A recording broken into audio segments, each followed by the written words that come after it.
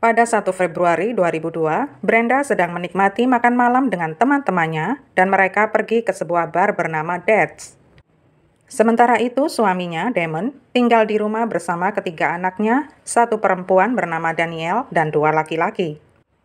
Damon menidurkan Danielle sekitar pukul 10.30 malam dan tanpa sadar dia pun ikut terlelap. Damon baru terjaga sekitar pukul 2 pagi saat istrinya pulang diantar ke 4 temannya. Brenda sempat melihat lampu pada alarm keamanan rumah berkedip-kedip dan setelah dia cek, ternyata pintu samping garasi terbuka. Mereka berenam asyik ngobrol sekitar setengah jam, kemudian teman-teman Brenda pamit pulang. Damon dan Brenda pun langsung tidur dan yakin kalau Danielle tidur juga di kamarnya. Sekitar 1 jam terlelap, Damon kembali terjaga dan melihat lampu alarm berkedip lagi. Dia pun segera mengecek rumah dan ternyata pintu kaca geser yang mengarah ke halaman belakang terbuka dan dia segera menutupnya lagi. Keesokan harinya, barulah mereka menyadari kalau Danielle hilang. Brenda dan Damon pun panik dan segera menelpon polisi pada pukul 9.39 pagi. Polisi pun sigap dan segera membentuk tim pencarian orang hilang. Berita tentang menghilangnya Danielle tersebar dan menarik perhatian ratusan sukarelawan.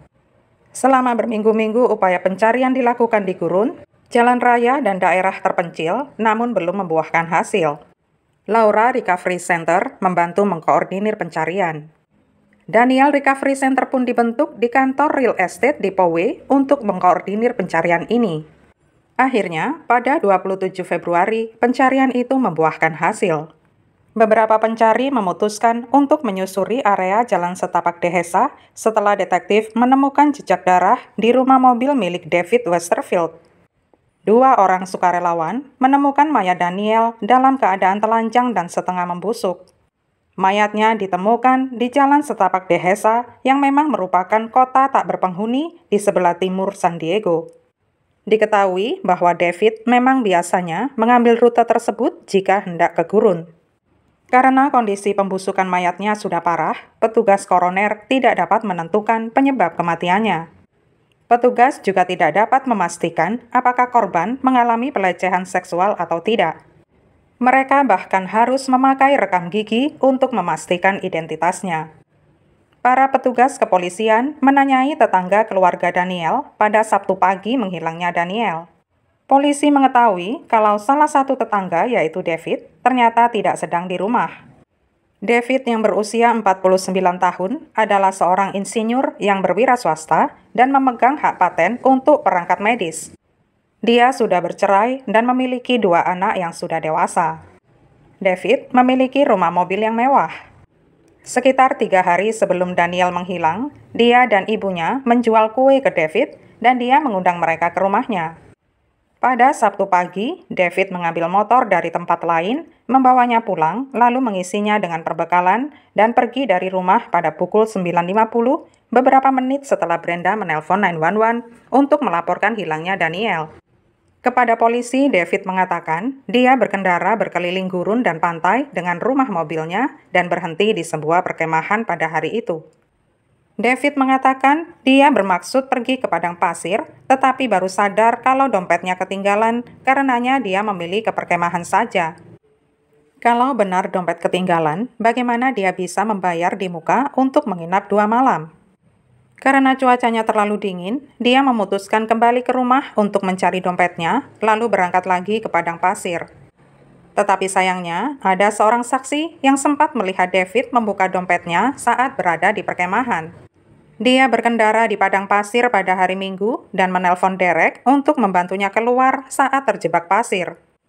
Pada Senin pagi, dalam perjalanan pulang, David yang tampak mengantuk dan bertelanjang kaki menyempatkan berhenti di binatu langganannya dan menurunkan 2 selimut, 2 sarung bantal, dan jaket. Ketika ditanya polisi pertama kali, David tidak menyertakan binatu dalam jawabannya, padahal semua kegiatan sudah dia sebutkan secara terperinci.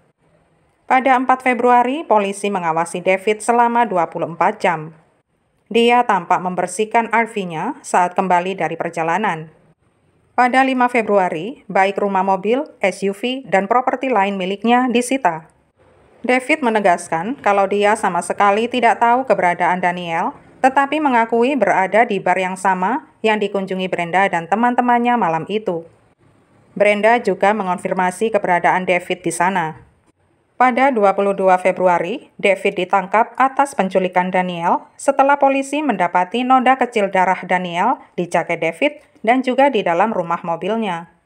Tetapi David mengaku tidak bersalah. David diadili pada 4 Juni 2002. Dalam mosi prasidang, pengacara David meminta supaya pernyataan David kepada polisi dikecualikan dengan dalih dia diinterogasi secara tidak fair selama lebih dari 9 jam oleh detektif yang mengabaikan permintaan David untuk menghadirkan pengacaranya. Dia juga menyatakan bahkan David tidak diizinkan mandi, makan, dan tidur. Pada akhirnya, dua petugas tertuduh tidak bersedia bersaksi di persidangan.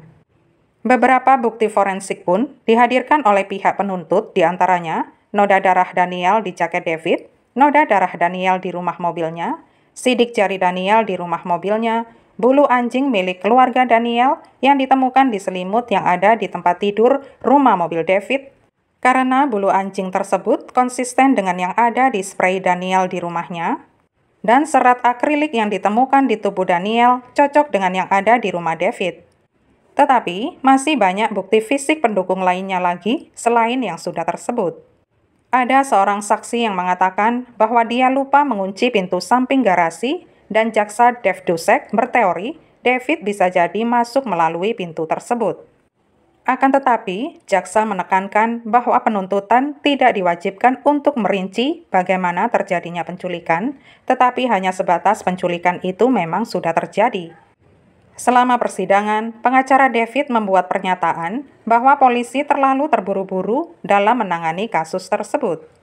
Mereka bahkan tidak bersedia mempertimbangkan kemungkinan masih ada tersangka-tersangka lainnya.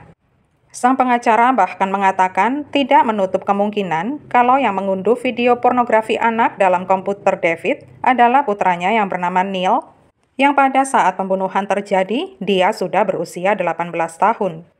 Tetapi dalam kesaksian Neil di persidangan, dia menyangkalnya dengan mengatakan bukan dia yang mengunduhnya. Pembelaan David terfokus pada pembeberan gaya hidup orang tua Daniel yang menurut mereka menerapkan kehidupan pernikahan terbuka, sering gonta-ganti pasangan, dan sering merokok marijuana di garasi mereka. Pembela mengatakan karena gaya hidup inilah, pada malam kejadian ada orang lain yang berada di dalam rumah. Dalam argumen penutup, sang pengacara menegaskan tidak adanya bukti fisik dari David yang ditemukan di kediaman keluarga Daniel atau di tempat pembuangan mayat. Dan sehelai rambut asing yang ditemukan di bawah tubuh Daniel bukanlah rambut David. Persidangan David berlangsung selama 2 bulan dan berakhir pada 8 Agustus 2002. Barulah pada 21 Agustus 2002, juri memutuskan David bersalah atas pembunuhan tingkat pertama, penculikan dan kepemilikan pornografi anak. Pada fase hukuman hendak dijatuhkan, keponakan David yang berusia 19 tahun bersaksi melawan David. Dia mengatakan saat berusia 7 tahun, David memasuki kamar tempatnya menginap bersama kedua orang tuanya di rumah David. Dia terbangun dan melihat jari David menggosok-gosok giginya. Lalu dia menggigit jari David keras-keras dan segera berlari turun tangga ke kamar ibunya dan mengadukan hal ini. Sang ipar segera melabrak David atas kekurang ajarannya, sementara David berdalih dengan alasan hanya ingin membuat keponakannya merasa nyaman. Insiden ini pun segera dilupakan. Fase hukuman berakhir pada 16 September saat juri menjatuhkan vonis mati atas David Westerfield. Pada Januari 2003, Hakim William resmi menjatuhi David hukuman mati.